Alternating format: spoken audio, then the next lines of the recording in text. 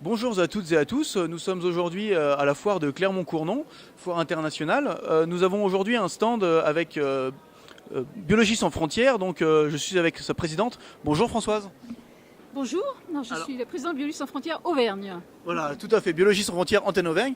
Alors dites-moi Françoise, présentez un peu moi l'histoire de Biologie sans frontières.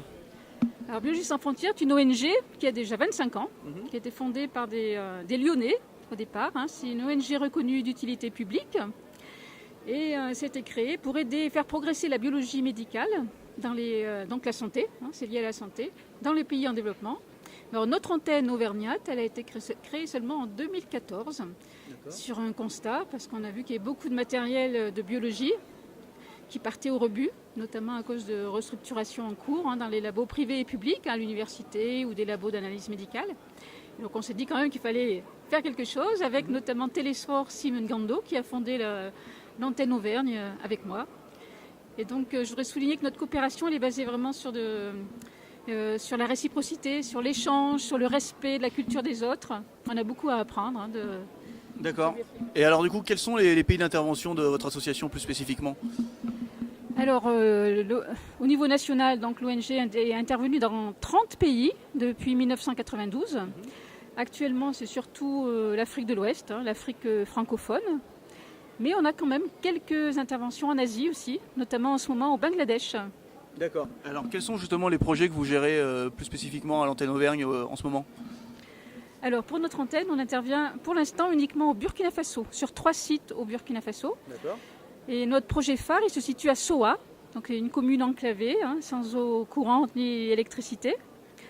Et ce projet, c'était de mettre en place un laboratoire d'analyse biologique et consacré au diagnostic des parasites, des principaux parasites qu'on trouve là-bas, surtout le paludisme, puisque c'est 70% des pathologies. Donc ce projet, il y a eu plusieurs étapes. D'abord l'électrification du dispensaire avec des panneaux solaires. Ensuite, on a organisé un concours de recrutement. On a recruté une jeune femme, Eulalie, que l'on a formée au diagnostic de ces maladies parasitaires. Et on l'a formée aussi sur tous les aspects de l'organisation d'un laboratoire, la qualité. Et on a mis en place ce laboratoire en octobre 2016. Et donc, on est dans la phase de suivi, d'évaluation sur les plans à la fois administratifs, sur le plan hygiénique, scientifique, mais aussi financier, bien sûr. Donc, je voudrais préciser qu'on est tous des bénévoles. Nous n'avons aucune subvention publique et on a uniquement les cotisations et quelques dons, c'est tout. D'accord. Je tiens aussi à préciser qu'effectivement c'est un projet que vous pouvez découvrir sur la plateforme WeJack, donc le projet SOA. Vous allez pouvoir suivre l'actualité et découvrir plus en détail ce projet. Alors vous, Françoise, qu'est-ce qui vous pousse plus spécifiquement à vous engager dans la solidarité internationale ?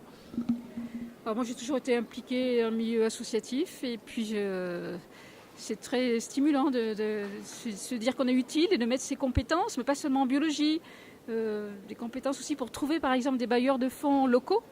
Donc par exemple la Société des eaux de Volvic qui nous a aidés, ou Bioqualité qui vient nous faire un chèque, ou l'association Biologie Auvergne Formation.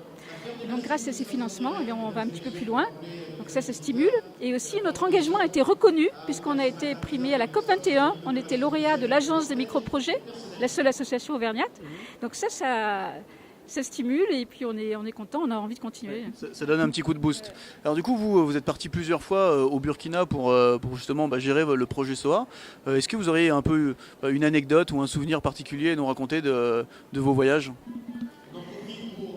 Alors moi, lors des premières interventions, ce qui m'a frappé, c'était de voir comment, dans ces petits villages complètement perdus, les habitants étaient gais, souriants, toujours en train de blaguer. Ils avaient l'air vraiment heureux, alors qu'ils sont complètement démunis. Il n'y a pas d'eau, pas d'électricité. Donc c'est une leçon de vie pour nous, pour les sociétés de consommation. Et aussi, il y a une réunion que j'ai beaucoup appréciée. C'était une réunion avec un groupement de femmes. J'ai le souvenir, nous étions sous un arbre à palabres, un baobab. Et j'ai beaucoup apprécié le fait que ces femmes avaient envie de s'impliquer. Il y avait un problème avec la langue, puisqu'on avait une dame, Berthe, qui traduisait en moré. Mais elles étaient vraiment prêtes à nous aider. Et, c'est vraiment un souvenir de partage, un très très bon moment. D'accord, c'est vrai que ça a l'air d'être une super expérience. Qu'est-ce que vous avez envie de dire aux personnes qui hésitent encore à s'engager pour la solidarité internationale ?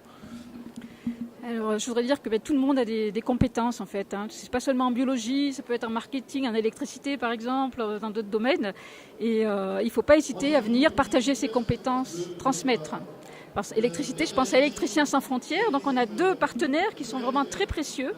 C'est Électriciens sans frontières et H2O sans frontières. Et la réussite de nos projets, c'est vraiment grâce à eux et aussi maintenant grâce à WeJack qui nous permet de nous faire connaître. D'accord, écoutez, merci beaucoup en tout cas d'avoir répondu à nos questions et j'espère en tout cas que votre retour d'expérience permettra, en tout cas donnera envie aux personnes qui voient cette vidéo de s'engager aussi avec vous et de manière générale à la solidarité internationale.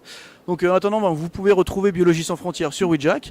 Je vous souhaite bon courage et en tout cas pour les internautes, si vous avez des questions, n'hésitez pas à les poser en commentaire ou directement sur le profil WeJack de Biologie sans frontières. Merci beaucoup Françoise. Merci Alexis. Bonne journée, au revoir.